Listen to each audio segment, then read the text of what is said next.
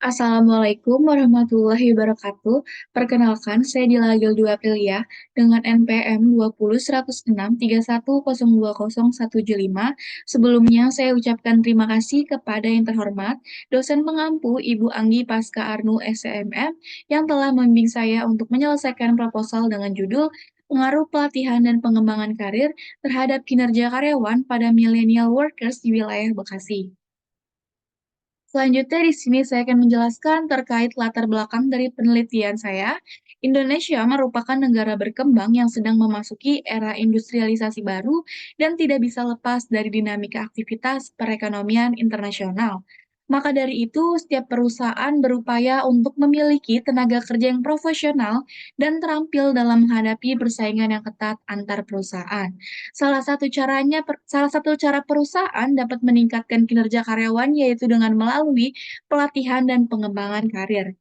Pelatihan di perusahaan diadakan untuk meningkatkan kinerja karyawan sehingga mereka dapat mengikuti perkembangan dunia kerja dan bisnis sesuai dengan tugas dan tanggung jawab mereka.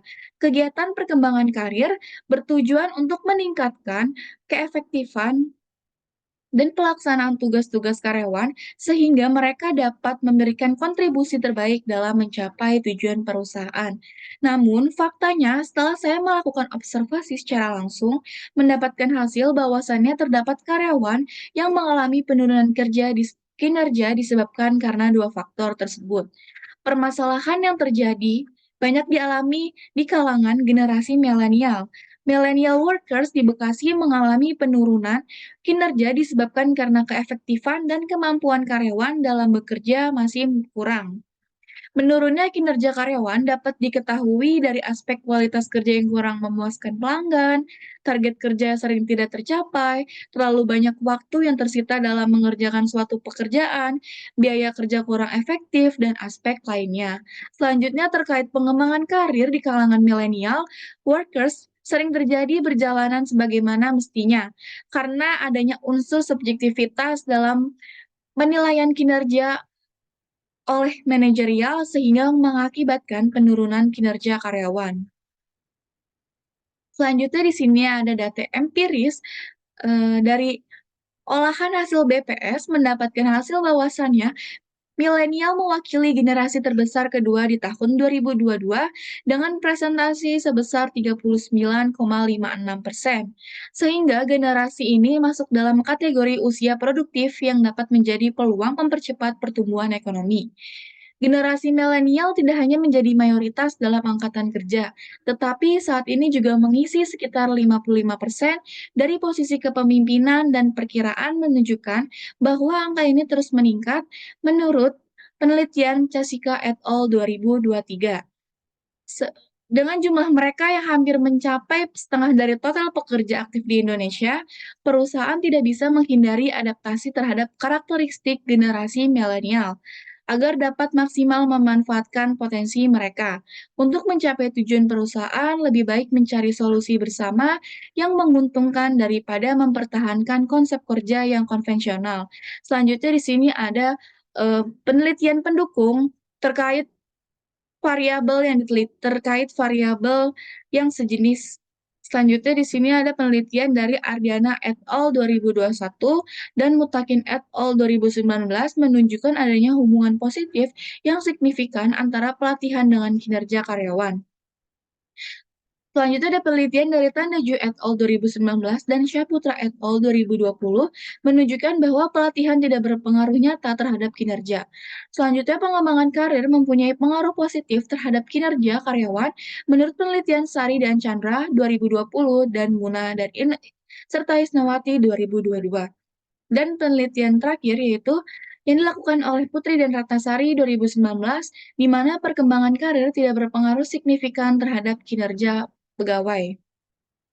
Dengan adanya permasalahan dan fenomena yang terjadi di wilayah Bekasi, serta adanya hasil perbedaan di antara penelitian pendukung, maka perlu dilakukan pengujian ulang untuk mengklarifikasi hubungan antara variabel pelatihan dan pengembangan karir terhadap kinerja karyawan.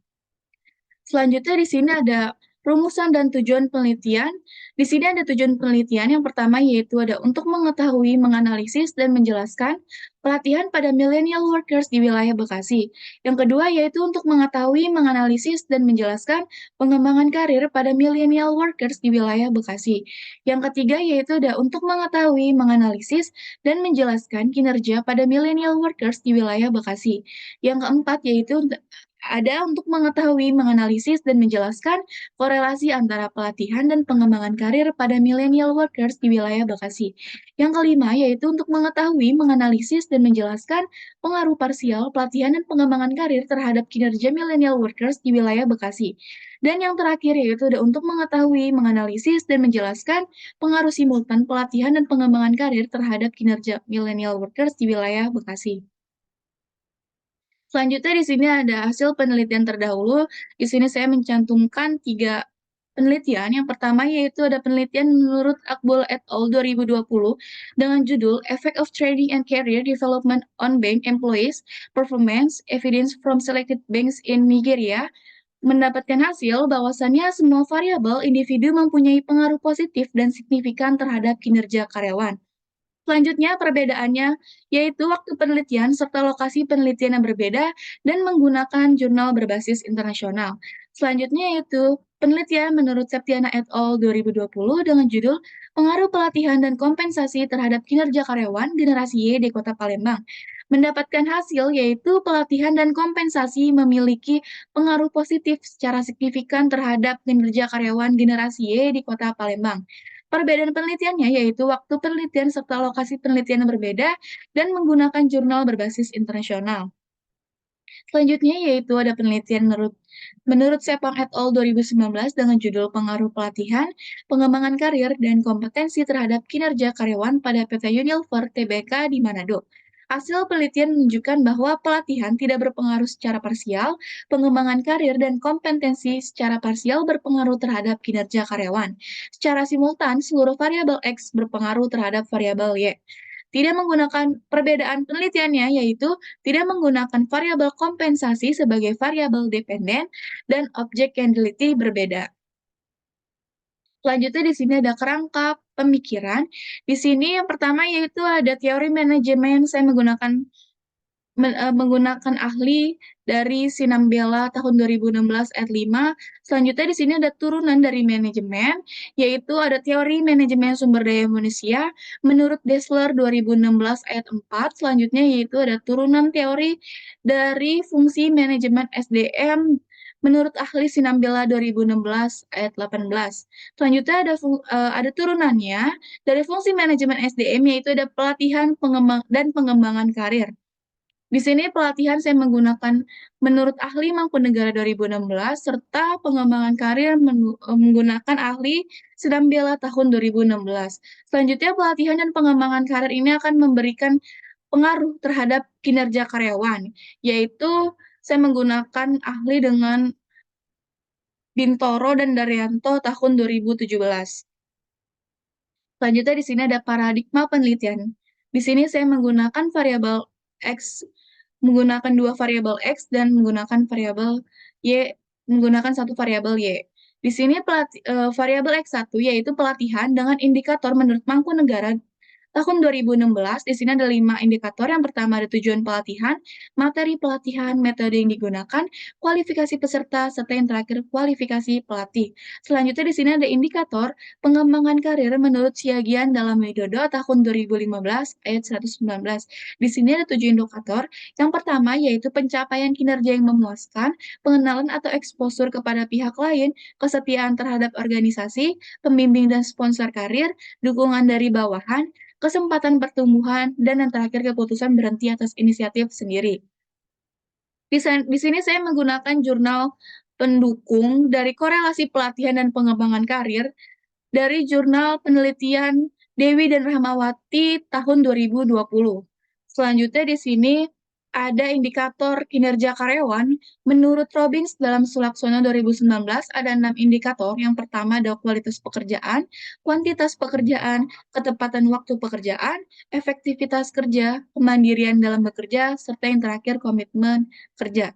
Di sini ada jurnal pendukung dari pelatihan terhadap memberikan pengaruh kinerja karyawan, di sini saya menggunakan jurnal penelitian Kosdianti dan Sunardi tahun 2021. Selanjutnya di sini ada jurnal pendukung dari pengembangan karir terhadap memberikan pengaruh kinerja karyawan. Di sini saya menggunakan jurnal pendukung penelitian dari Anandita et al. 2021. Selanjutnya di sini ada pengaruh yang diberikan pelatihan dan pengembangan karir terhadap kinerja karyawan. Di sini ada jurnal pendukungnya, yaitu ada menurut Halim et al. 2019. Selanjutnya di sini ada metode penelitian yang digunakan dalam studi ini, yaitu pendekatan kuantitatif. Pendekatan ini dipilih berdasarkan permasalahan dan diidentifikasi, di mana data dikumpulkan melalui penyebaran kuesioner, diukur menggunakan angka-angka, dan dianalisis dengan pendekatan statistik. Selanjutnya di sini ada hipotesis penelitian, ada 4. Yang pertama yaitu terdapat korelasi antara pelatihan dan pengembangan karir pada millennial workers di wilayah Bekasi. Yang kedua, terdapat pengaruh parsial antara pelatihan terhadap kinerja karyawan pada millennial workers di wilayah Bekasi. Yang ketiga, terdapat pengaruh parsial antara pengembangan karir terhadap kinerja karyawan pada millennial workers di wilayah Bekasi. Dan yang terakhir yaitu terdapat pengaruh simultan antara pelatihan dan pengembangan karir terhadap kinerja karyawan pada millennial workers di wilayah Bekasi. Selanjutnya ada metode pengumpulan data. Yang pertama, populasinya seluruh generasi milenial yang bekerja di wilayah Bekasi dengan jumlah populasi tidak terhingga. Selanjutnya untuk sampelnya, kriteria respondennya yaitu millennial workers yang bekerja di wilayah Bekasi dengan kriteria bekerja menetap selama minimal 3 tahun. Karena jumlah populasi belum diketahui, menurut ahli Hair et al. 2022, jumlah sampel minimal sebaiknya 5 sampai dengan 10 kali dari jumlah indikator. Sehingga dengan jumlah indikator sebanyak 34 item dalam penelitian ini, jika dikalikan dengan faktor 10, yaitu sebanyak 340 responden. Selanjutnya ada teknik samplingnya. Dalam penelitian ini, teknik yang digunakan yaitu dengan non-predictive sampling dengan metode purposive sampling. Selanjutnya di sini ada jenis dan sumber datanya. Jenis datanya dengan menggunakan dua jenis data. Yang pertama data primer, yaitu menggunakan angket berupa kuesioner melalui Google Form. Selanjutnya data sekundernya menggunakan literatur, buku, jurnal, dan informasi terkait dengan sumber data sekunder. Selanjutnya di sini ada sumber datanya, ada 2. Sumber data yang pertama ada data internal, yang termasuk data internal yaitu data populasi milenial dari BPS. Dan data eksternal yaitu mencakup pada kuesioner yang disebarkan kepada responden yang dianggap mewakili pendapat dari populasi yang ada. Selanjutnya untuk teknik skalanya, dalam penelitian ini menggunakan skala Likert. Dan teknik pengumpulan datanya di sini ada 3 cara, yaitu yang pertama ada angket atau kuesioner, yang kedua ada wawancara, dan terakhir yaitu ada studi pustaka. Selanjutnya di sini ada teknik analisis data yang digunakan untuk menilai pengaruh pelatihan dan pengembangan karir terhadap kinerja millennial workers. Penelitian ini melibatkan uji validilitas, uji reliabilitas, serta uji asumsi klasik yang mencakup uji normalitas, multikoliniaritas, dan uji heterokedastisitas. Selain itu, penelitian ini juga melibatkan uji hipotesis yang terdiri dari uji T dan uji F. Selanjutnya di sini ada analisis deskriptif. Dalam penelitian ini rentang skalanya karena di sini kita mendapatkan sampelnya 340 responden, jadi N-nya itu kita masukkan 340, M-nya itu 5 karena skala skornya ada 5 dari sangat tidak setuju sampai dengan sangat setuju, yaitu dengan 5 dikurang 1 dan dibagi 5 mendapatkan hasil angka 272. Dan berikut ini merupakan gambaran angka skor tentang skala skor dari angka 1 dan sampai dengan angka 5. Selanjutnya di sini ada analisis jalur, path analysis. Di sini ada substruktur, ada 3. Yang pertama yaitu korelasi antara pelatihan X1 dan pengembangan karir X2. Selanjutnya di sini ada substruktur 2, pengaruh pelatihan X1 terhadap kinerja karyawan Y, yaitu X1 berpengaruh terhadap Y. Selanjutnya yaitu substruktur 3, pengaruh pengembangan karir X2 terhadap kinerja karyawan Y. Nah, ini merupakan hasil akhir dari analisis jalurnya. Mungkin sekian yang dapat saya sampaikan, presentasi yang dapat saya sampaikan, kurang lebihnya mohon dimaafkan. Wassalamualaikum warahmatullahi wabarakatuh. Terima kasih.